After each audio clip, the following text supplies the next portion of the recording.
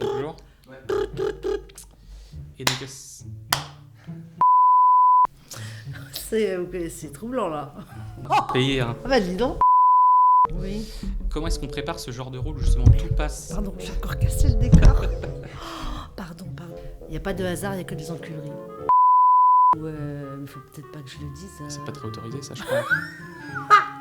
Un tournage, c'est un rendez-vous qu'on n'a pas envie de louper. C'est mon maître Yoda. Vous êtes bien renseignés. Et je croyais vraiment que c'était ma mère. Hein.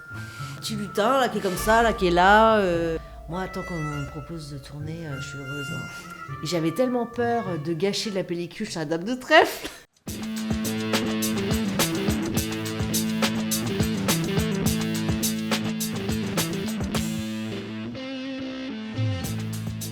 Florence Lorecaille, bonjour. Bonjour. Bienvenue dans Second Rôle, le podcast qui met au premier plan les grands acteurs et actrices français au travers des seconds rôles marquants de leur carrière. On est aujourd'hui dans les locaux de la Société civile des éditeurs de langue française, l'organisme en charge des droits générés par l'exploitation d'œuvres littéraires, notamment dans le cadre d'adaptations au cinéma. Et je tiens donc à remercier Valérie qui nous permet de tourner dans les meilleures conditions ce nouvel épisode. Si on réalise cette interview, en réalité, c'est un prétexte pour vous briefer avant votre prochaine infiltration dans un camping des Alpes, officiellement fermé au public, mais qui abrite une libre antenne mettant en péril la sécurité nationale. Avant de parler de cette œuvre de votre filmographie, je vais vous donner tous les détails de votre légende pour cette prochaine mission. Toute ressemblance avec une personne existante est purement fortuite. Sur le terrain, vous serez Amélie Merle, nom de clandé Corail. Vous êtes née à Paris, mais vous avez grandi entre Bornéo, Jakarta et Le Caire. Une enfance paisible, déjà marquée par le souhait d'être actrice entre les rizières d'Indonésie et la banlieue égyptienne, sans oublier les vacances estivales dans le Berry chez votre grand-mère Madeleine. C'est troublant là. Ouais, je ferai un bon espion, je pense. Fille d'un géologue, d'une professeure de français, vous êtes un bloc de granit pur qui s'est installé dans la banlieue ouest parisienne à l'âge de 16 ans. La représentation des Atrides d'Ariane Mouchkine au Théâtre du Soleil va faire l'effet d'un électrochoc et vous convaincre de devenir comédienne. Vous vous formerez par la suite au Conservatoire national de Saint-Germain-en-Laye, puis à l'Atelier international de théâtre Blanche Salan et Paul Weber. Aujourd'hui, vous êtes mère célibataire, endettée pour encore 17 ans à payer un 3 pièces de 44 mètres carrés au premier étage d'un immeuble sur la butte Bergère dans le 19e arrondissement. C'est Wikipédia ? Non. Ah non, c'est des sources bien plus fiables. Manifestante occasionnelle, habituée au café-clope au bar des Frangins, à défaut d'avoir une télévision, vous aimez observer vos voisins depuis la fenêtre de la cuisine, ou bien les chevreuils depuis votre maison familiale. Alors derrière cette mise en scène un poil ridicule et cette présentation légèrement flippante, j'espère que je ferai un bon espion de la DGSE, je voulais surtout souligner mon admiration pour une jeune femme qui ne savait pas ce qu'était un agent, ou qu'on pouvait tourner plusieurs prises, devenue une interprète aux multiples facettes, que ce soit la voix du documentaire « Personne n'y comprend rien » sur l'affaire Sarkozy-Kadhafi, mais aussi dans des légendaires premiers et seconds rôles au cinéma et dans les séries. Avant de passer aux 7 films et séries dont on va parler aujourd'hui, je vais vous poser 7 questions que je pose à tous mes invités pour qu'on apprenne à mieux vous connaître. Est-ce que vous êtes prête ? 2, 3, 4, 5, 6, 7, oui. Votre dernier film ou série coup de cœur ? Coup de cœur, il y en a pas mal là. Mais j'ai surtout en fait un coup de cœur pour une actrice qui s'appelle Blandine Madec, qui joue dans Les Rendez-vous de Paris, je crois. Non, Les Rendez-vous de l'été. Okay. Et j'ai découvert ce film, j'y suis allée complètement par hasard et j'ai trouvé qu'elle était très très inspirante, cette actrice, dans ce personnage-là, et j'ai hâte de la voir dans d'autres films. Il y a aussi en série, il y avait la série Arte Los Años Nuevos, avec ces 2 acteurs extraordinaires aussi. J'associe beaucoup en fait un coup de cœur à un acteur en fait. Justement, c'était ma deuxième question est-ce qu'avec une acteur ou une actrice avec qui vous aimeriez jouer, donc peut-être avec cette actrice dont vous nous parliez. Ah bah ouais, volontiers. Volontiers. Volontiers, on a plein d'autres. Ouais. Et d'autres, peut-être un autre exemple. Oui, il y a Léa Drucker, Camille Leclou, Christopher Walken, j'aimerais bien jouer avec lui, j'aimerais bien qu'il joue mon père ou mon grand-père, c'est un de mes rêves inachevé. Et un réalisateur ou une réalisatrice avec qui vous aimeriez travailler? Bah, là aussi, il y en a plein. Il y a une jeune réalisatrice qui vient du documentaire, qui s'appelle Émilie Brisavoine, qui avait fait un film qui s'appelle Maman s'arrache. D'accord. Il y a qui d'autre? J'aimerais bien travailler avec Dominique Moll, Oui. que j'adore son cinéma. Enfin, ça me fascine. Avzia Herzi. Votre réplique de film ou de série préférée? De moi? Ça peut être. De moi, si jamais. que je dis de mon avis? Oui, Non. que vous avez pu dire dans un film. Ma vie est un film. Celle qui me vient, c'est Belmondo. Si vous n'aimez pas la mer, si vous n'aimez pas la montagne, si vous n'aimez pas la ville, allez vous faire foutre. Si vous n'aimez pas la mer, si vous n'aimez pas la montagne, si vous n'aimez pas la ville, allez vous faire foutre. Et sinon, il y en a une que j'ai bien aimé dire, c'est dans le Bureau des légendes. C'est mon personnage, Marie-Jeanne, qui dit il n'y a pas de hasard, il n'y a que des enculeries.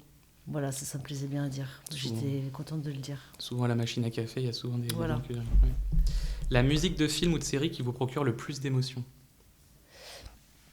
Ce qui me vient en premier, c'est la musique d'un film de Fellini qui s'appelle Casanova, une musique de Nino Rota. Et dès que je l'écoute, je suis complètement... j'ai l'impression d'être à Venise, dans la brume, avec ces personnages hyper... à la fois gothiques et rococo. Enfin, ça me dépayse complètement. J'ai l'impression de rentrer dans le film, quoi, dans le décor. Un bon classique. Un rôle que vous rêvez d'incarner? C'est pas vraiment des rôles ou des personnes. Ouais, ou des personnes, oui. Ouais. J'aime bien les gens qui sont un peu dans la folie, un peu. Ça me plaît. Enfin, des choses bien complexes. Enfin, si on me donne la chance de jouer ça. Un film muet. J'adorerais jouer un film muet. Enfin, un rôle muet. Un rôle muet. Un rôle muet où j'ai du mal à... Un peu comme avec Claire Denis déjà à l'époque, c'était majoritairement muet Oui. en Trouble. Oui.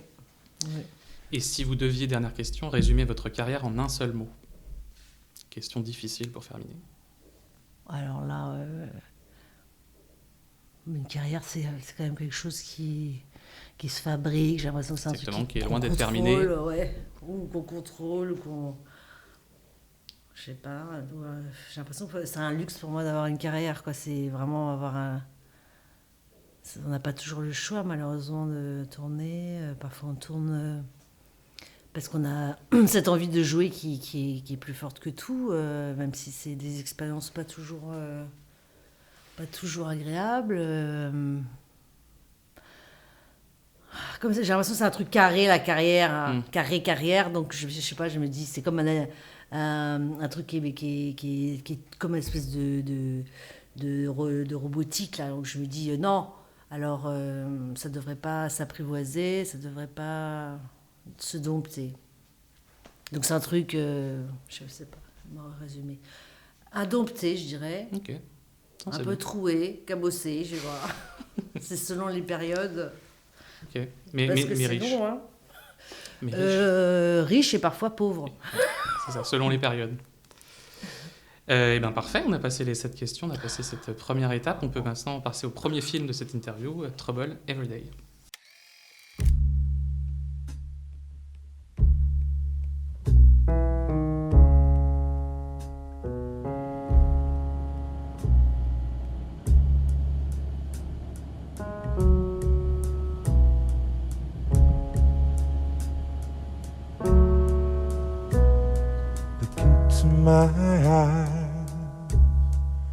Donc le premier film dont on va parler aujourd'hui, c'est donc Trouble Everyday de Claire Denis, un film assez unique, mêlant deux genres, à la fois l'horreur et l'érotisme, l'histoire de Sean Brown, chercheur américain venu à Paris pour sa lune de miel, mais aussi pour tenter de retrouver son ami Léo Semno, également médecin, qui pourrait l'aider à soigner sa maladie, une sorte de cannibalisme sexuel. Le film est sorti il y a 25 ans, après un passage en sélection officielle au Festival de Cannes. Quel souvenir vous gardez de votre venue sur la Croisette pour présenter le film ?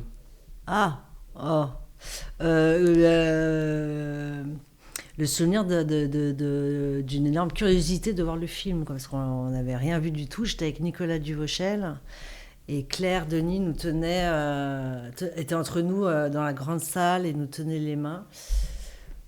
Bon, il y a eu quelques évanouissements, les pompiers, tout ça. Ça, c'était Cannes. Mais sinon, le tournage en lui-même, c'était une expérience unique, quoi. J'ai vraiment l'impression que c'est là que je suis née au cinéma. Alors, je ne sais pas si c'est parce que j'étais dans un certain état que Claire Denis et sa chef opératrice, Agnès Godard, évidemment, sa chef opératrice, Agnès Godard, l'ingénieur du son aussi, Jean-Louis Huguetto. Enfin, c'était des personnages, j'ai envie de dire, qui fabriquaient un objet qui dépassait toute la technique, en fait.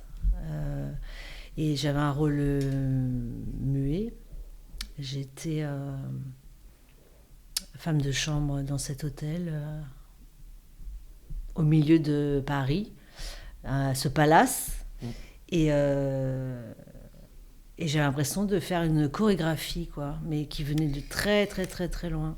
Donc la particularité de votre rôle, c'est qu'il est muet à l'exception d'une phrase dans tout le film et puis quelques cris aussi à la fin.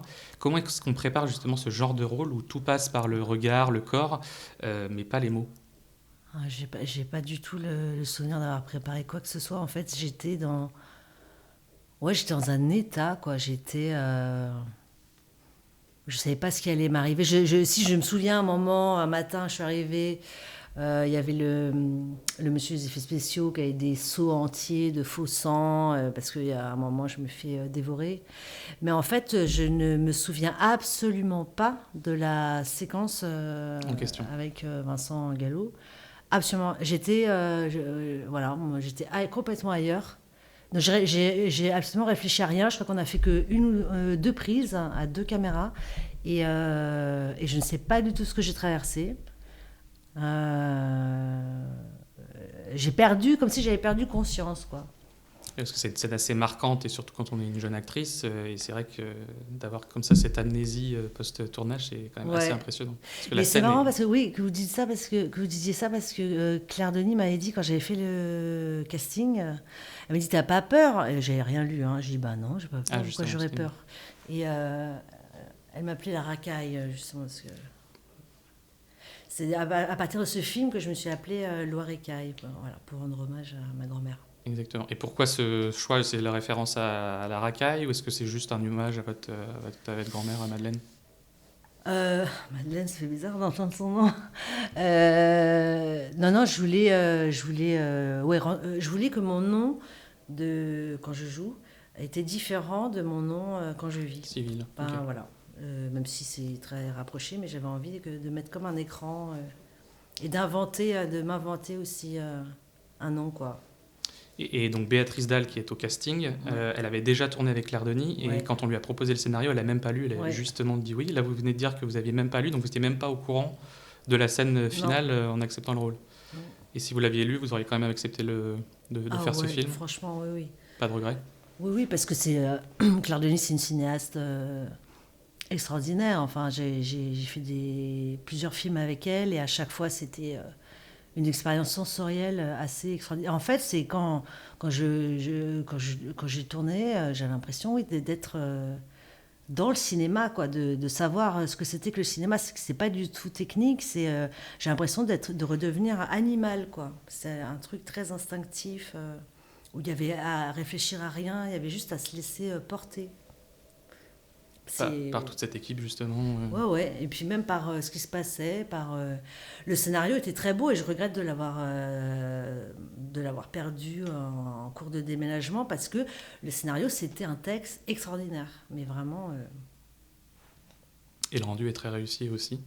Et vous incarnez donc dans le film Christelle, qui est femme de chambre dans un hôtel, un palace parisien, où séjourne justement le couple Brown pour leur voyage de noces. Entre 2 nettoyages de chambre, vous piquez des petites confitures, des produits de beauté. Est-ce que dans la vraie vie aussi, vous repartez de l'hôtel les valises pleines de sachets de thé ou de crème, ou je suis le seul? J'ai tendance à piquer les petites cuillères ou comment ça s'appelle, les descentes de bain. Ah, les petits tapis de bain. Ouais. Voilà. Il ne faut peut-être pas que je le dise. C'est pas très autorisé, ça, je crois. Je vois, du service pour s'essuyer les mains. Ah oui, ça c'est pas dans ce qui est autorisé normalement. Ah ouais, non, On pas le du coupera tout. peut-être alors. Ouais. Et donc après avoir été femme de ménage, dans le film suivant Parlez-moi de la pluie, vous êtes cette fois-ci serveuse, mais toujours dans un hôtel. Et du Saint-Esprit. Il est marrant ce mec. Marrant. Bah je sais pas, il a l'air un peu perdu, non? C'est un mec très bien, Michel. C'est une pointure dans son boulot, c'est un type en or. Je vous ai dit que mon père, il me prenait pour un con. Bon, ben, il me prenait pour un con. Pourquoi je dis ça Parlez-moi de la pluie, c'est la 7e collaboration cinématographique de Jean-Pierre Bacri et Agnès Jaoui, un film sorti en 2008 où on suit Agathe Villanova, une féministe nouvellement engagée en politique qui revient dans la maison de son enfance pour préparer les prochaines échéances électorales. Agnès Jaoui, c'est l'actrice féminine la plus récompensée de l'histoire des Césars, et ce n'est pas un hasard. Qu'est-ce qu'elle a de différent des autres actrices réalisatrices ?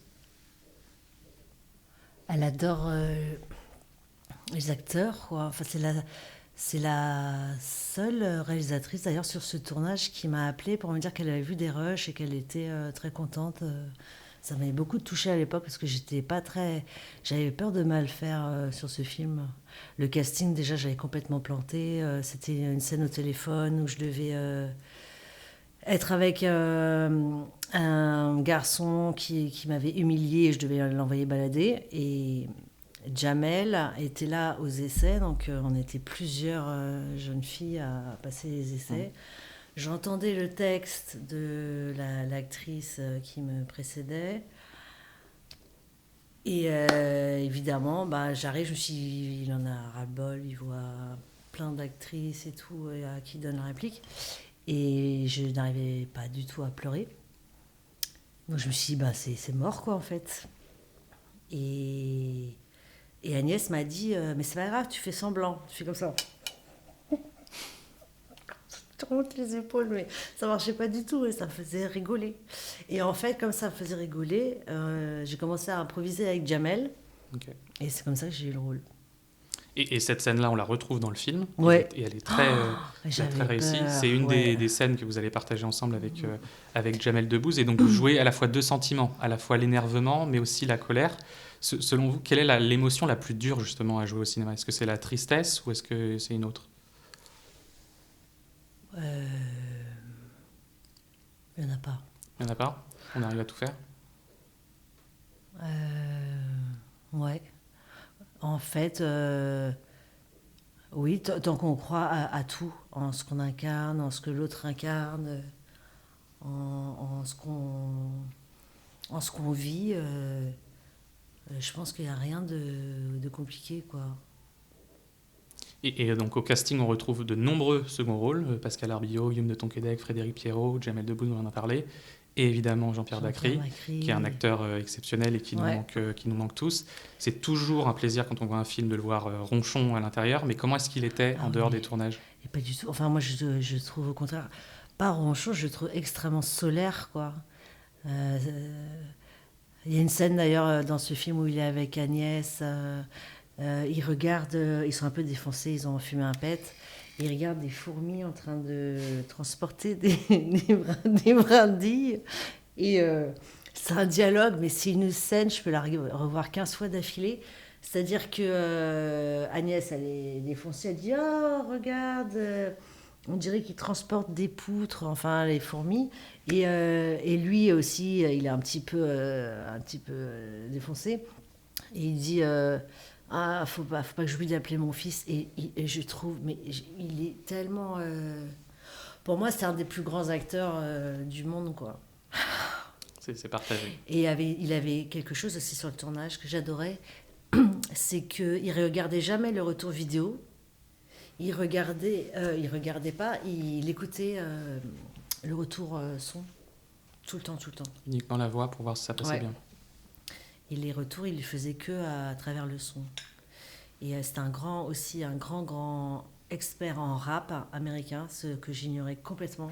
Et moi aussi. Et à l'issue du tournage, il m'a offert un CD de Talib Kweli, que j'ai toujours. Un beau cadeau, je pense qu'on Ouais. qu'on garde précieusement. Ouais. Et donc dans le film, Jean-Pierre Bacry et Jamel Debbouze m'ont profité de la venue d'Agnès Jaoui dans la région pour faire une interview et un portrait d'elle. Ouais. Mais l'interview n'arrive jamais à se faire, c'est un peu ça le running gag, toujours un problème pour empêcher l'interview. Donc j'espère que l'interview va mieux se passer aujourd'hui. L'exercice de l'interview, est-ce que c'est un exercice que vous appréciez ou au contraire c'est plutôt un fardeau qu'il faut faire pour faire un peu de promo Pas un fardeau, non, mais c'est difficile de se regarder, de regarder son travail. En fait, moi, j'ai pas de... À part des anecdotes avec des interactions avec des gens, mais j'ai du mal à parler de mon travail. Enfin, en fait, c'est comme si ça devenait technique. Et je trouve que... Enfin, moi, je n'arrive pas à jouer en étant technique. Je suis obligée de jouer en croyant à tout, quoi. Et c'est ce qui fait sa force aussi. Mais donc vous regardez les films et les séries dans lesquelles vous avez joué ou pas du tout justement Non, le bureau, j'avais regardé que les versions de montage. D'accord. Et si les films, je vais au Projo Équipe, ouais. D'accord. Pour voir le résultat. Mais en fait, c'est plus moi. C'est moi à ce moment-là. C'est comme une peau quoi. On mue, quoi, au fur et à mesure qu'on témoigne de la vie. Parlez-moi de la pluie esquisse une relation entre sœurs un peu compliquée entre Agnès Jaoui et Pascal Arbillot. Et dans le prochain film dont on va parler, La Dame de Trèfle, la relation fraternelle est au contraire très fusionnelle. Ouais. C'est quoi cette musique de nazi, là? Bah, vas-y, c'est autrichien, ça. Toujours sur la pointe des pieds, le regard noble. Ça, c'est pas de la valse, hein. Combien de temps que tu fais avec ton frère? Je sais pas, depuis toujours. Oh, et tu crois on n'est pas mariés? Fais ce que tu veux avec ma sœur. Si un jour tu lèves la main sur elle, c'est moi qui t'éclate la gueule. La Dame de Trèfle raconte l'histoire d'un frère, Aurélien, et de sa sœur Argine, que vous incarnez, qui vivent ensemble depuis toujours. Le frère arrondit ses fins de mois en revendant du cuivre volé, mais vous n'en savez rien. Et une nuit, Simon, le complice de votre frère incarné par Jean-Pierre Darroussin, lui réclame de l'argent et devient menaçant. Et là, c'est le début des emmerdes. Votre personnage Argite, c'est l'anagramme de Regina, qui veut dire reine en latin, et c'est le nom de la Dame de Trèfle, je ne le savais pas, dans un jeu de cartes, comme Alexandre pour le roi ou Lancelot pour le valet de trèfle. Votre personnage est très libre, expansif, qui vit d'amour sans lendemain et de bière fraîche. Est-ce que c'était facile de se laisser aller dans ce rôle ? Ah oui, oui, vraiment. Enfin, c'était...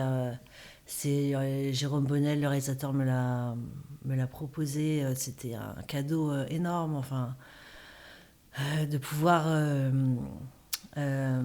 s'épanouir tout au long d'un film, quoi. Et puis ce personnage de montagne russe, quoi, qui a aucune contrainte, qui est complètement libre, oui, voilà, de faire ce qu'elle veut, et qui est dans cette relation presque, oui, incestueuse, fusionnelle avec son frère. Je trouvais ça très troublant, très, très sensuel, très, très, très beau, quoi. Oui, il y a un trouble entre les deux, on s'en rend compte. C'est le 4e long métrage du réalisateur Jérôme Bonnel, et c'est le 3e dans lequel vous faites une apparition dans un de ses films, ayant joué dans Le Chignon d'Olga, J'attends quelqu'un, et donc enfin la Dame de Trèfle. Et il a dit qu'il avait pensé à vous dès le scénario, et que ça l'a beaucoup aidé à écrire ce personnage justement d'Argine, à franchir des barrières et à se mettre en danger. Quel effet ça fait d'être une source d'inspiration pour un réalisateur? J'imagine que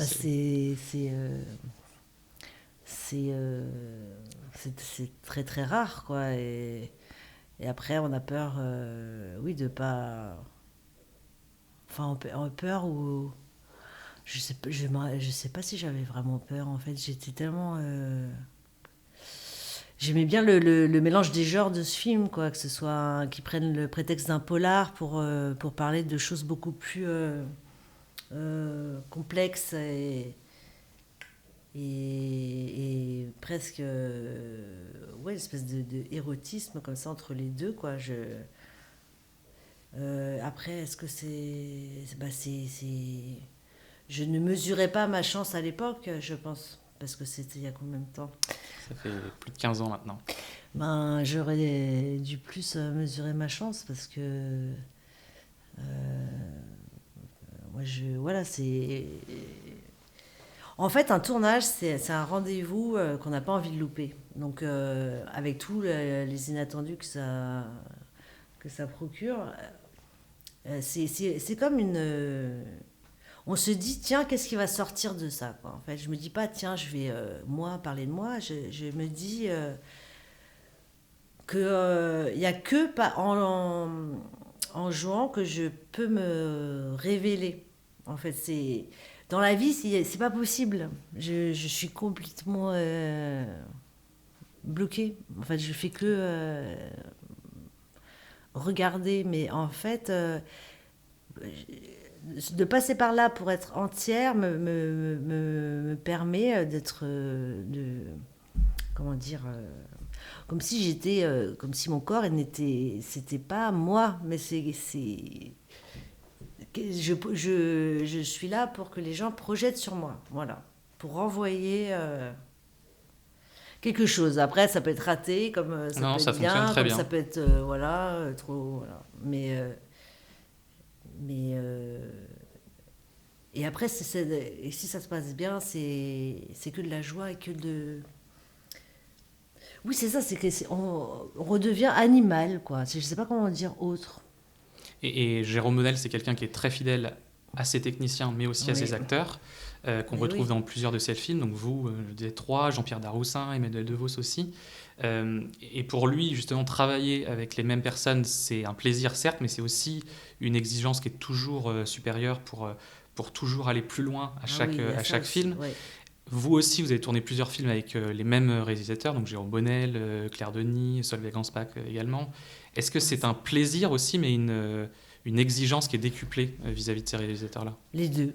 Les deux, en fait. C'est parce qu'on a peur de décevoir, de lasser, et un plaisir parce qu'on fait de nouveaux appels à nous, quoi. Mais bon, c'est vrai que Jérôme Bonnel, c'était à 15 ans déjà, et Solveig... qui était une amie très proche, que j'ai perdue. Voilà, je me sens un peu orpheline, là. Et c'est le premier polar de Jérôme Bonnel. Les précédents films étaient davantage des comédies dramatiques. Et à un moment donné dans le film, vous êtes amené à cacher un corps. J'en dirai pas plus pour ceux qui n'ont pas vu le film. Est-ce que dans la vraie vie aussi, si jamais on vous appelle en plein milieu de la nuit pour cacher un corps, on peut compter sur vous ou faut pas ça vous dépend appeler qui, quoi. Ça dépend qui. Mais si une bonne amie vous appelle et vous dit j'ai besoin d'aide, on est prêt à l'aider.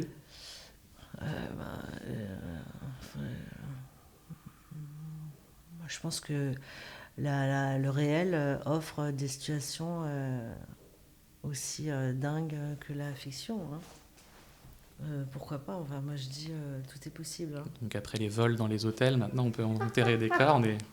Ok, très bien. Bon, en fait, c'est une continuité. Hein. Jouer, c'est une continuité de la vie, donc... C'est bon à savoir, Et le film est dédié à Paul Léra, qui est comédien, comédien, poète, mais aussi enseignant que vous avez eu comme professeur d'art dramatique au Conservatoire de Saint-Germain-en-Laye. Qu'est-ce qui vous a appris et que vous gardez encore aujourd'hui ? Tout. C'est mon maître Yoda. Voilà, parce que c'était un tout petit conservatoire avec des gens qui n'avaient pas forcément envie d'en faire un métier, qui étaient un peu des gens un petit peu dans la marge, un peu très timides. Et lui nous a appris d'abord des poèmes, la poésie. C'est quelqu'un d'une grande, grande douceur.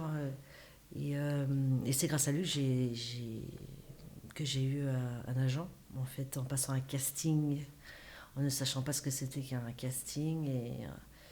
Et quand on m'a proposé à l'issue de ce casting de rencontrer un agent, je croyais que c'était un agent immobilier. Voilà. Ça, c'est des hontes professionnelles. J'en ai fait d'autres. Hein, mais en fait, c'est lui qui est vraiment à la source. En fait, c'est la première personne qui m'a donné la parole. Voilà, il y avait une petite audition protocolaire... pour rentrer dans ce petit conservatoire de banlieue, quoi. Et c'est la première fois que quelqu'un m'écoutait, donc ça n'a pas de prix. On le remercie en tout cas, parce que voilà, c'est grâce à lui que vous êtes là aujourd'hui. Et voilà, bravo en tout cas. Et dans le film, votre personnage tente d'apprendre l'anglais à ses heures perdues. C'est une langue que vous allez parler dans plusieurs des projets. Je pense à la dernière saison de Bureau des légendes, quand vous partez en Égypte, mais aussi récemment dans La tête froide avec Stéphane Marchetti. Oui. Est-ce que vous vous sentez aussi bien à l'aise en anglais qu'en français pour interpréter un rôle ? Ou est-ce que c'est un travail supplémentaire pour vous ? Bah, c'est encore autre chose, j'ai l'impression que c'est un autre pays, quoi, de parler en anglais, on bouge pas pareil. C'est comme si on avait un autre corps, parce que peut-être on est moins assuré, donc du coup, mais c'est hyper agréable. Enfin, dans le bureau des gens, je sais plus si j'avais beaucoup de scènes. Si, quand même, à la fin. Ouais, surtout sur la dernière saison, ouais. En fait, ça donne une autorité. Et puis dans la tête froide... bah, c'est le moyen qu'ils ont de communiquer. Exactement. Donc ça, c'est leur lien, quoi. Donc en fait, ça donne un corps en fonction de ce qu'on a à jouer, quoi. Parce qu'on a à jouer. J'ai toujours du mal avec ce mot jouer. Oui, interpréter plutôt. Non, mais oui, enfin, je sais pas, c'est comme si... C'est un des mantras d'Éric Rochant sur le bureau des légendes. À chaque fois, j'avais peur de ne pas être crédible et tout. Mais il me dit, tu fais comme dans la vie. Tu fais comme dans la vie. J'ai dit, écoute, j'ai quand même 8 garçons, 8 hommes en face de moi en salle de crise. Tu fais comme dans la vie. Donc en fait, c'est comme si c'était nous dans cette situation-là, en fait. C'est pour ça que c'est très compliqué de parler de ce qu'on a fait, parce que, encore une fois, moi, si je me regarde jouer, bah, c'est nul. C'est nul. Donc, pour jouer, je suis obligée de faire comme si c'était dans la vie. Et justement, après La Dame de Trèfle, on va parler d'un projet qui est tombé à pic, le Bureau des légendes, une période où vous ne travailliez pas et vous réfléchissiez à arrêter le métier. Et heureusement pour nous, vous allez décrocher un rôle dans cette série, dans laquelle on retrouve également Jean-Pierre Daroussin, mais cette fois-ci avec des cravates un peu plus originales. Qu'est-ce qui vous arrive? Vous êtes entrée comment? C'est important? Prête? Je crois. Il faut qu'elle apprenne à se débrouiller toute seule, mais je crois que je l'ai poussée un peu fort. Là, j'ai l'impression de l'avoir jetée d'une falaise avec des boulets aux pieds. Hop, pardon. Elle aime bien quand je fasse mal. On travaille ensemble ou quoi? Bah oui, bien sûr. Donc ce podcast est principalement dédié au cinéma, mais je ne pouvais pas recevoir Marie-Jeanne Dutilleul sans lui poser quelques questions sur le Bureau des légendes. Oula! L'une des plus grandes séries françaises de ces dernières années, créée par Éric Rochant. 5 saisons, de 2015 à 2020, au cœur de la DGSE, la Direction Générale de la Sécurité Extérieure, et plus spécifiquement dans le département appelé le Bureau des légendes, où l'on pilote à distance des clandés, des agents de renseignement français envoyés en immersion dans des pays hostiles, pour recruter des personnes susceptibles d'être des sources d'information. Ces agents opèrent dans l'ombre, sous légende, comme on l'appelle, d'où le nom de la série, une identité fictive qui est fabriquée de toutes pièces pour duper l'ennemi. Et au cours de ces 5 années, vous allez gravir petit à petit les échelons. Votre personnage va prendre de plus en plus d'ampleur. Alors, est-ce que vous étiez stressé entre chacune des saisons de ne pas savoir comment allait évoluer Marie-Jeanne? Ah oui, surtout je ne m'attendais pas du tout à ce périple-là. C'était vraiment inespéré. Déjà, c'était inespéré de jouer dans cette série. Comme vous l'avez bien résumé, c'était une période où je ne travaillais plus du tout. C'était vraiment très, très compliqué. Voilà. J'étais mère célibataire, enfin bon, voilà, comme plein d'autres gens. Hein. J'étais à l'unisson de plein de gens. Mais voilà, je me disais, bon, bah, plus personne, ça y est... je sais pas, j'ai passé le cap des voilà, salut, merci, avec bon loyaux service, à bientôt. Et là, je passe le casting, je passe le casting et ça a été très très long le casting, hein, ça a duré. Après, j'ai pas eu de nouvelles pendant 6 mois. J'ai appelé mon agent de l'époque pour dire mais je peux refaire, je peux revenir, je peux réessayer, mais en fait ils étaient en train de constituer l'équipe, si j'ai bien compris. Et après on a eu une deuxième séance de casting avec Sarah Giraudot et moi, et Éric Rochant et le directeur de casting, Hervé Jakubowicz. Je signale parce que c'est quand même lui qui m'a donné la réplique aux premiers essais, et il a quand même joué un rôle là-dedans. Dans mon bien-être pour défendre ce texte. Et oui, le deal, c'était que d'une saison sur l'autre, on ne savait pas du tout ce qui allait arriver à notre personnage, s'il allait, je sais pas, passer sous un camion ou s'il allait tomber d'un arbre. Donc, mais c'était le deal. Moi, je me disais, bon, c'est comme ça. J'ai déjà fait 9 jours dans la première saison. C'est bon. Vraiment, ça... Et puis, j'ai travaillé à côté. J'ai réussi à faire d'autres tournages plus ou moins intéressants, parce qu'il faut bien gagner sa vie, c'est ça. On ne peut pas jouer que des choses extraordinaires. Exercer ce métier, c'est aussi faire des choses qu'on aime moins. Et qu'il faut rendre crédible aussi, même si c'est mal écrit. Mais, et du coup, oui, je me souviens avec Jonathan Zakaï, dès qu'on recevait les épisodes, on était là, regarde ce que j'y suis. Et puis la joie de se dire qu'au fur et à mesure des saisons, j'étais là, et puis encore là, et puis encore là. Et après, avec la peur, évidemment, toujours cette crainte un peu, oui, toujours cette crainte quand même de me dire, est-ce que je vais y arriver à monter la façade du boulevard Mortier. Oui, de la grande montagne, quoi. Et votre personnage est à la fois nul en technique, donc il faut tout vous expliquer avec des schémas, mais c'est très utile pour le spectateur parce que ça lui permet de comprendre des sujets qui sont complexes quand même, évoqués dans cette série. Et en même temps très pédagogue quand vous êtes avec vos clandés, notamment au début, en leur apprenant à bien cloisonner notamment les choses entre le cercle des amis et celui des cibles qui doivent jamais se croiser. Et dans la vie, est-ce que ce personnage qui vous a permis de jouer la puissance et l'autorité, est-ce que, même après plusieurs années, Marie-Jeanne est encore avec vous dans la vie de tous les jours ? Oui, j'y pense encore. Parfois, ouais. Des rôles comme ça, sur 5 ans, c'est des rendez-vous incroyables. On grandit avec le personnage, quoi. En plus, c'est les mêmes références. C'est Éric Rochant, c'est comme si j'avais... tourner plein de films avec lui, puis on a envie de le surprendre aussi. Et puis parfois on se revoit, on est une petite bande là d'anciens du bureau. Il y a Jonathan Zakaï. Il y a un groupe WhatsApp, je crois. Exactement, ouais, vous êtes bien renseigné. Il y a un groupe WhatsApp et on se voit à peu près une fois tous les 6 mois ou 1 an. On se retrouve, on a un peu des copains de régiment maintenant. Et dans la dernière saison, vous partez sur le terrain en Égypte en tant que responsable de la sécurité d'un hôtel au Caire. Ouais. Alors en souvenir de cette saison légendaire, je voulais vous offrir un petit cadeau. C'est un petit chat égyptien. Oh, mais oui, il est connu. Je l'ai appelé Cookie. Vous êtes bien renseigné. Je précise, c'est le nom de votre chat. Merci. Avec plaisir. Ça fait un petit souvenir de cette interview. Est-ce que, justement, dans cette dernière saison, le fait de passer du bureau au terrain, ça vous a permis de mieux comprendre la vie folle d'un espion sous légende ? Mais comprendre, je sais pas. Franchement, je sais pas. Nous, on n'a fait que interpréter. On n'avait pas quand même la raison d'État chevillée au corps.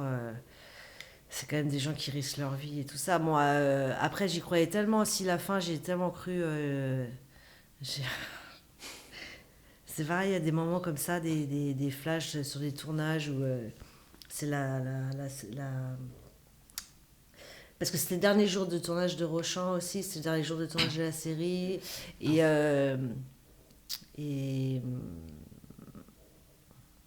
voilà, on se dit, j'ai été 5 ans cette personne et maintenant, c'est fini, quoi. Mais après, je suis hyper contente parce que il y a encore des gens qui m'en parlent, quoi. C'est incroyable, ou qui découvrent seulement maintenant la série, alors que c'était il y a quand même 5 ans, la saison 5. Mais moi, ça va te donner de l'espoir, en fait, de l'espoir de continuer à faire ce métier. Et la DGSE est localisée au boulevard Mortier dans le 20e arrondissement de Paris. C'est une boîte noire ultra secrète, mais vous avez eu la chance d'y rentrer pour présenter la série aux agents. Est-ce que ça fait plaisir de voir les principaux intéressés apprécier la série et surtout la trouver crédible ? Ah oui, mais ça c'est incroyable. C'est tous les ans en fait où on allait là-bas pour leur montrer les 2 ou les 3 premiers épisodes. Dans les 2 premiers épisodes, eux, ils étaient là par tirage au sort, mais on ne savait pas dans quel service ils travaillaient.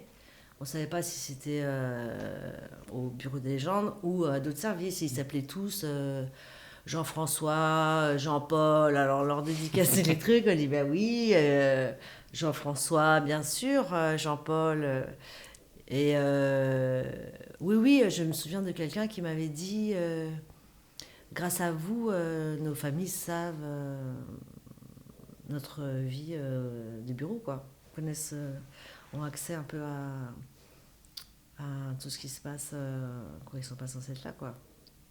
Et le Bureau des légendes va rencontrer un immense succès en France, mais aussi à l'international, sacré comme l'une des meilleures séries de la décennie par le New York Times. Un remake américain, The Agency, a vu le jour l'année dernière, je crois. Et je reviens, moi, de Cannes Série il y a quelques semaines. Vous y étiez, vous aussi, l'année dernière, pour les 10 ans du Bureau des légendes. Oui. Et vous disiez que vous voyez régulièrement avec la petite équipe d'anciens. Là, il y avait plusieurs membres de la série pour le festival. Et à cette occasion, Mathieu Kassovitz a encouragé les spectateurs à demander une saison 6. Alors, vous voyez venir ma question. On sait que l'aventure est terminée pour Éric Rochant. D'ailleurs, il a sorti la série Bandit sur Netflix il y a quelques semaines. Avec Jonathan Zakaï, entre autres. Exactement. Et des super acteurs. Est-ce qu'on aura quand même le droit, même sans Éric Rochant, à une suite au Bureau des légendes ? Enfin, en ce qui me concerne, le Bureau des légendes, pour moi, c'est Éric Rochant. Enfin, il est impossible pour moi que quelqu'un d'autre que lui m'envisage dans ce même rôle. Enfin, j'arrive pas à le... Pour moi, il est vraiment associé à cette série. C'est lui qui l'a créée, c'est lui qui a choisi de nous faire jouer. Donc, je pense que je ne ferais pas du bon travail si c'était quelqu'un d'autre. Mais là, on a appris que Bandit, justement, allait n'avoir qu'une saison, malheureusement. Ça ne serait bon pas renouvelé pour une deuxième. Si jamais il revenait à revenir sur le Bureau des légendes d'Éric Rochant, est-ce que ça vous tenterait de revenir ? Ah bah moi, oui, complètement. Ah oui. Ah oui. Je vous dis, le départ, c'était... on est là, si on a besoin de nous, on est dispo. Donc... Bon, après, j'espère que ce ne sera pas... qu'il y aura d'autres portes à ouvrir. Je ne sais pas. Ou un spin-off dédié à Marie-Jeanne, ça peut être sympa aussi. Oui, je ne sais pas. Et dans le film suivant, Les Jeunes Amants, on va aussi retrouver une légende du cinéma français, Fanny Ardant. Maman, t'as rencontré quelqu'un ? Moi, j'étais pas avec mes collègues, Jeanne. Je peux rien savoir. Je vais avoir 71 ans. C'est qui ? China Lozinski. C'est une vieille dame. Les Jeunes Amants suit Shona, 70 ans, qui a mis sa vie amoureuse de côté jusqu'à être troublée par Pierre, un médecin de 45 ans qu'elle avait croisé quelques années plus tôt. Contre toute attente, il ne va pas voir en elle une femme d'un certain âge, mais une femme désirable, alors même qu'il est marié et père de famille. C'est un mélodrame inspiré de la propre histoire de Solveig Ansbach, qui est à l'origine de ce film, puisque sa mère, Ogna, était tombée amoureuse d'un homme beaucoup plus jeune qu'elle. Votre personnage est l'incarnation de Solveig. J'imagine que c'était un projet très émotionnel pour vous, qui étiez très proche de Solveig Ansbach. Ben oui. Je pense que je n'étais pas prévue au départ dans ce film. Mais oui, c'est un scénario de Solveig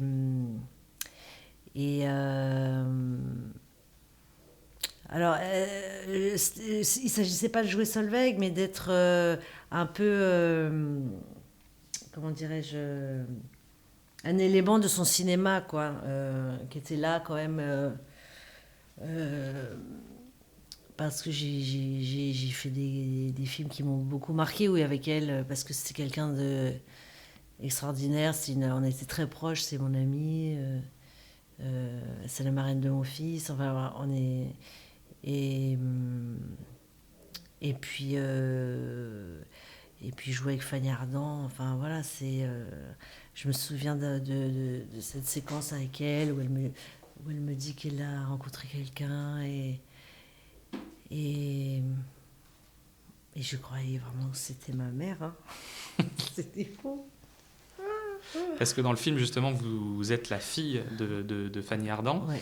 Et le film aborde donc la question de la différence d'âge entre un homme et une femme plus âgée, ce qui est rarement le cas dans le sens inverse, alors que bien souvent dans les films, les acteurs sont en couple avec des femmes bien plus jeunes. Oui. Est-ce que vous avez le sentiment que ce type de film permet de casser certains tabous liés à l'âge des femmes au cinéma ? Moi, je pense, oui. De toute façon, tout est bon pour casser les tabous. Hein. C'est encore le cinéma, c'est quand même un des derniers endroits de liberté où on peut casser des choses et faire passer des petits messages. Mais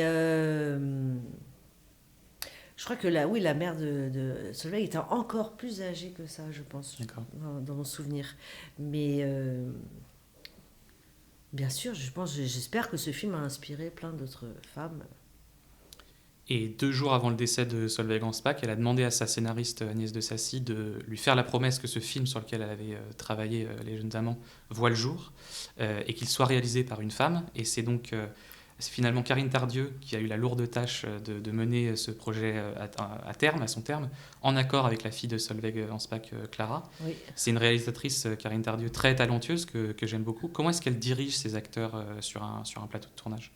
Moi, je me suis assez amusée, en fait, sur ce plateau. Je ne me suis pas sentie vraiment dirigée, ou alors je ne m'en souviens plus. c'est compliqué. J'étais assez libre, en fait. J'étais comme comment dire, un petit lutin, là, qui est comme ça, là, qui est là, qui sort un peu des films de Solveig et qui est un peu le témoin de cette histoire d'amour, quoi, comme un passage de relais, quoi. Exactement. Et pourtant, le métier que vous faites dans ce film-là, vous êtes chargé de la communication de crise au gouvernement.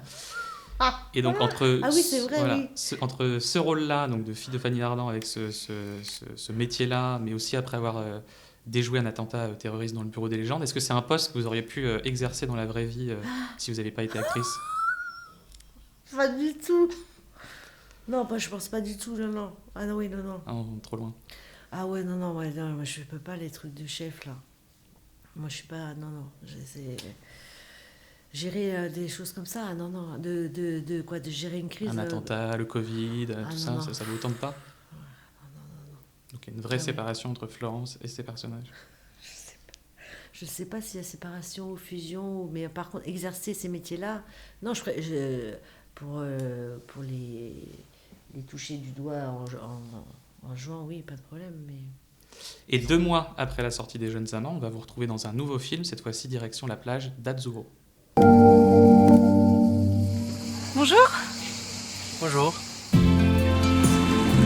Il est magnifique, votre bateau. Il a une ligne sublime. C'est bizarre, ce type. Il est remonté sur son bateau et il est reparti. Je crois qu'il est intelligent. Sans rire, t'en penses quoi ? Sarah. Oui. Le film Azzurro se passe en été, sous une chaleur écrasante, dans un village coincé entre mer et montagne.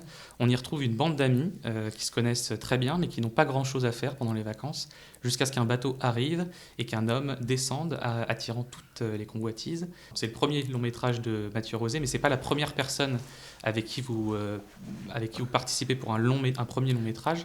On a parlé du Chignon d'Olga avec Jérôme Bonnel, mais il y a aussi eu La tête froide de Stéphane Marchetti, dont on a parlé. Est-ce que c'est un choix délibéré de tourner avec des jeunes réalisateurs ?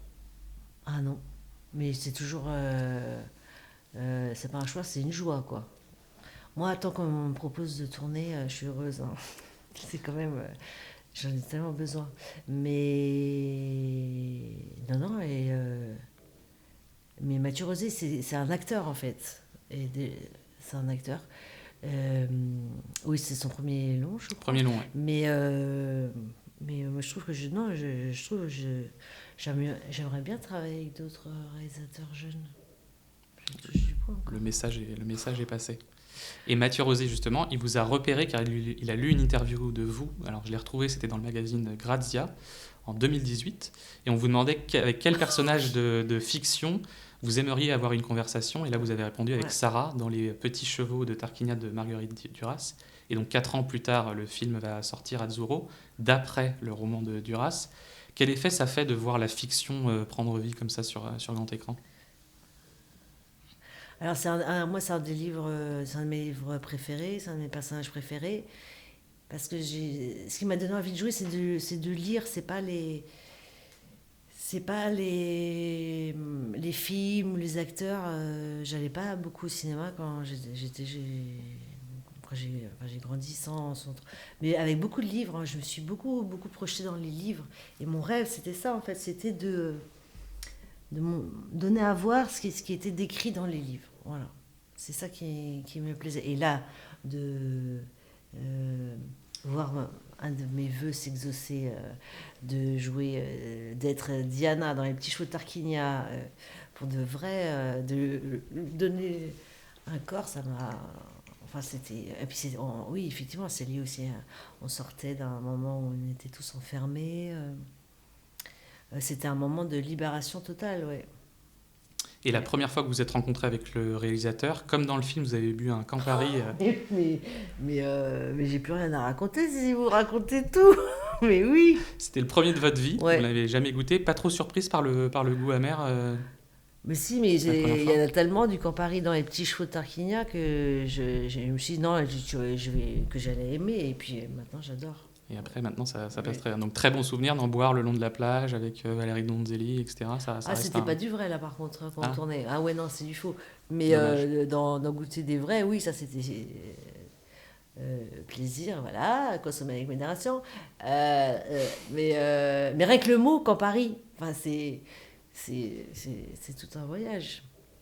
Et c'est un film qui est très coloré, on parlait, ça a été tourné juste après... la première vague de Covid et le confinement. Et pandémie oblige, vous étiez assez rapproché avec toute l'équipe de tournage. Est-ce que ça vous a permis de créer du lien entre les acteurs de la bande, d'avoir cette petite équipe rapprochée post-confinement? Bah oui, parce qu'on était tous à plusieurs dans des maisons, c'est ça qui avait été loué. Je connaissais déjà Yannick Chouara, qui est un acteur excellent, incroyable, qui joue dans plein de films et dans les pièces de Joël Pomera, enfin... On se connaissait parce qu'il avait joué aussi dans les films de Jérôme Bonnel. Valérie Donzelli, je ne la connaissais pas, mais c'est comme si on s'était tout le temps connus. Il y avait les enfants, tout était mélangé, quoi, la vie, la liberté, le film, qu'on tournait en pellicule. Donc voilà, c'était un... Enfin, c'était... de donner vie à ce texte-là. Alors on dit oui, les adaptations, c'est toujours très compliqué, mais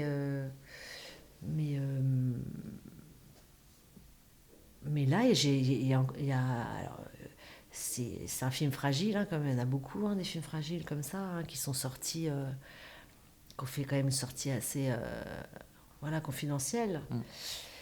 Ça m'inquiète un petit peu, mais quand je tombe sur des gens par hasard dans le métro qui me disent oui, alors je croyais qu'il veut me parler du bureau, mais en fait il me parle de Azuro, je suis très touchée aussi, parce que je me dis donc ça a été vu, quoi. Mais je trouve qu'il y a de moins en moins d'espace, de temps pour que ces films-là et le temps de vivre en salle. Ouais. Et Mathieu Rosier, toujours le réalisateur, a dit qu'il avait été très directif avec ses acteurs. On parlait de la difficulté d'adapter une œuvre, mais lui, il souhaitait respecter le texte à la virgule près. Mais c'est pas simple, parce que les textes de Marguerite Duras sont très littéraires. Est-ce que ça n'a pas été trop difficile, justement, de s'approprier le texte, ou justement, vu que vous le connaissiez bien, ça s'est fait sans trop de difficultés? Je me souviens qu'il y avait beaucoup de plans séquences, en fait. Mais ça, c'est... voilà, à mettre en place, c'est ça qui est long. Après, oui, et puis...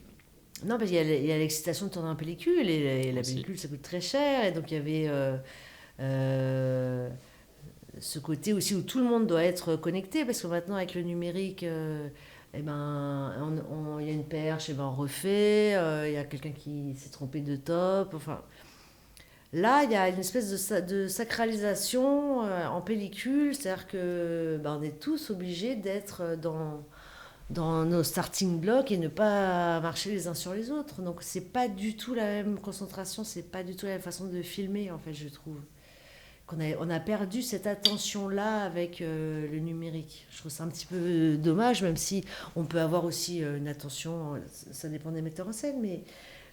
Le bruit de la pellicule, quand même, c'est quelque chose on se dit, bah, c'était sur La Dame de Trèfle, ou c'était en pellicule aussi. Moi, je me dis, je suis vraiment dans cette génération, à tous ces films en pellicule, là. Parce qu'en fait, il y a un bruit. Et j'avais tellement peur de gâcher de la pellicule sur La Dame de Trèfle qu'à un moment, je me souviens, la scène où je récite de l'anglais et tout, oui. Comme Jérôme m'avait dit, non, mais fais autrement et tout, j'avais peur de gâcher la pellicule, donc j'avais accéléré mon texte, je parlais hyper vite pour pas gâcher la pellicule. Il m'a dit, mais non, ne t'occupe pas de la pellicule. C'est pas ton problème, c'est le sien. Et pour le dernier film de cette interview, on va retrouver un acteur qu'on a déjà reçu dans ce podcast et qui nous a mis en contact, donc j'en profite pour le remercier. Oui. Il s'agit de Quentin Dolmer pour le film Un champ de fraises pour l'éternité. Ah oui. Pour l'embêter avec Grégory Montel, on l'appelle notre fils. La météo annonçait du beau ce week-end. Je me disais que peut-être on pourrait faire quelque chose ensemble. Ah, la brague est ouverte, Raymond. Raymond, on est viré. Il vaut mieux que je trouve une crèche le mois prochain, tu vois. Tous les jours, quand je te regarde conduire ce camion, je me dis, ce mec et ce camion, c'est les mêmes. Et je pense que Joss, elle cherche quelqu'un de solide. Solide comme un camion. Je pense qu'il faut que t'arrêtes de la brancher devant des poubelles, là.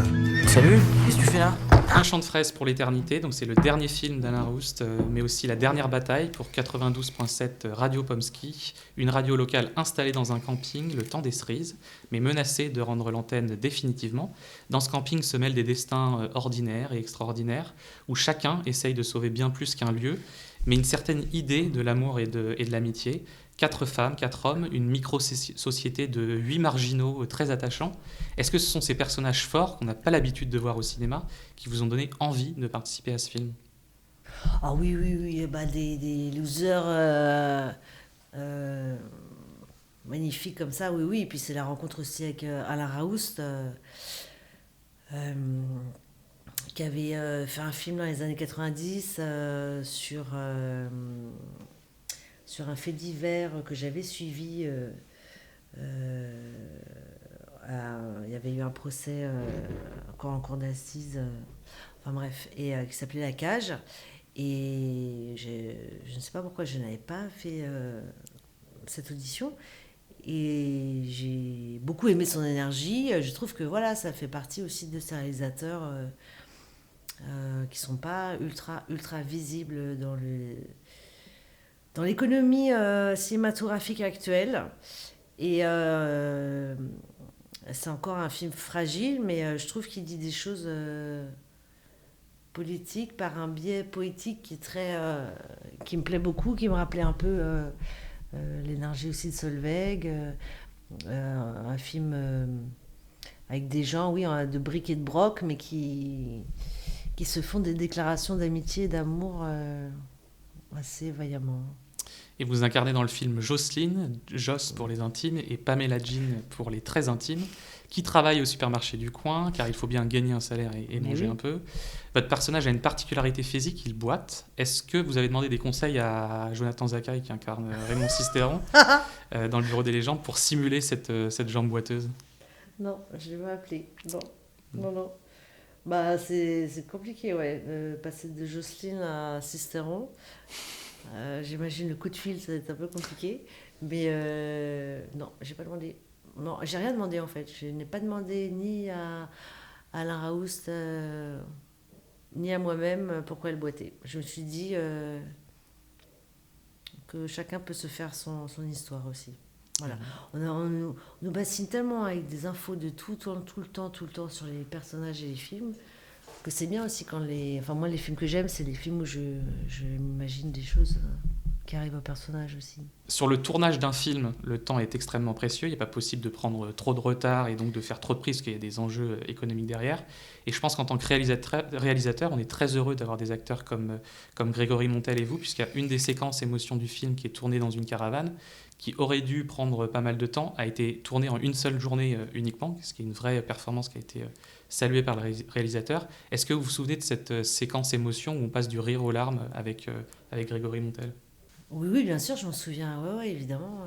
En fait, faut jamais mentir quand on joue, voilà. Moi, j'y arrive pas, en tout cas. Donc, si je mens, ça va pas. Donc j'ai, oui, le souvenir d'un moment de vérité, en fait, où c'est ma vérité à ce moment-là, quoi, voilà. Et c'est ça qui est beau quand ça arrive dans les films. Et c'est une très belle scène que je conseille à tous, tout le monde d'aller voir. Oh, merci. Et en regardant le film, alors j'ai fait quelque chose que je n'avais encore jamais fait, c'est de noter le numéro de téléphone qui apparaît à l'écran. Il y a un numéro qui apparaît pour me demander si quelqu'un allait décrocher. Alors je m'excuse une nouvelle fois face caméra, puisque j'ai appelé tard hier soir en finissant de préparer... Face caméra, vous n'y êtes pas là. Oui, voilà. Oui, je suis pas acteur, moi. Ben oui, mais vous avez dit face caméra. Donc j'ai appelé hier soir un peu tard en finissant de préparer cette interview et je suis tombé sur quelqu'un qui a travaillé sur le film, dont je tairai le nom puisqu'il ne souhaite pas révéler son identité. Mais on a donc un petit clin d'œil caché dans le film et j'en ai profité pour discuter quelques minutes avec lui. Et cette personne m'a dit à quel point toute la petite équipe était très soudée encore aujourd'hui. Est-ce que vous confirmez ? Ah oui, bien sûr. On a un WhatsApp aussi.